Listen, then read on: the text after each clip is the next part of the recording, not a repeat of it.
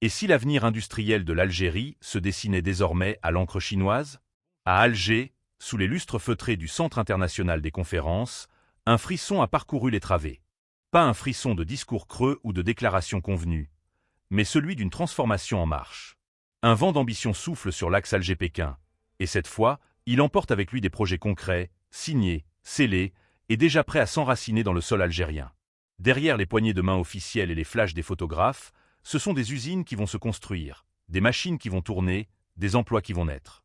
Car ce forum algéro-chinois, bien plus qu'une rencontre diplomatique, s'est imposé comme une vitrine éclatante du nouveau visage que l'Algérie veut offrir au monde, celui d'un pays prêt à produire, à transformer et à exporter.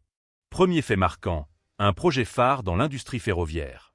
La Société nationale des transports ferroviaires a paraphé un partenariat avec les géants chinois Genertech Kentic et CRRC Zelk pour créer un complexe intégré de fabrication et de maintenance ferroviaire. De quoi relancer un secteur stratégique trop longtemps en jachère. Mais l'ambition ne s'arrête pas au rail. Pendant ce temps, dans le secteur automobile, un accord retentissant a été signé entre la société algérienne Fondal et le constructeur chinois Jetour. Mieux encore, le groupe Iris, acteur majeur de l'électronique et du pneu, se lance à son tour dans la course en s'alliant à Chery, un mastodonte de l'industrie automobile chinoise. Ensemble, ils construiront une usine flambant neuve pour produire des voitures touristiques en Algérie. Une étape décisive pour bâtir, enfin, une industrie nationale de l'automobile. Et ce n'est que le début.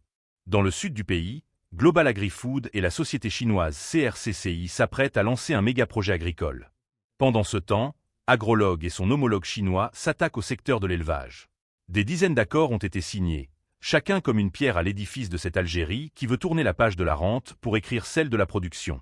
Derrière cette offensive économique se cache un chiffre révélateur, 4,5 milliards de dollars. C'est le volume total des investissements chinois en Algérie à ce jour. 42 projets, dont 22 en investissement direct. Autant dire que Pékin ne fait pas que regarder Alger, il y investit, massivement. Mais alors, pourquoi maintenant? La réponse se trouve dans le souffle d'un voyage présidentiel. En juillet dernier, Abdelmadjid Tebboune était en Chine. Une visite symbolique, mais aussi fondatrice. Depuis, les relations bilatérales ont pris une toute nouvelle dimension. Des gestes concrets, des visions partagées, et surtout une volonté affichée, faire de l'Algérie un hub de production africain et de la Chine un allié durable pour y parvenir. Ce forum est donc plus qu'un événement ponctuel, c'est une déclaration d'intention. Et même une main tendue. Le ministre de l'Industrie l'a affirmé sans détour, la Chine est désormais un partenaire stratégique, solide, fort. Pourtant, il reste des défis. Les échanges commerciaux, bien qu'en hausse, plafonnent à 12,5 milliards de dollars. Loin du potentiel colossal entre ces deux économies.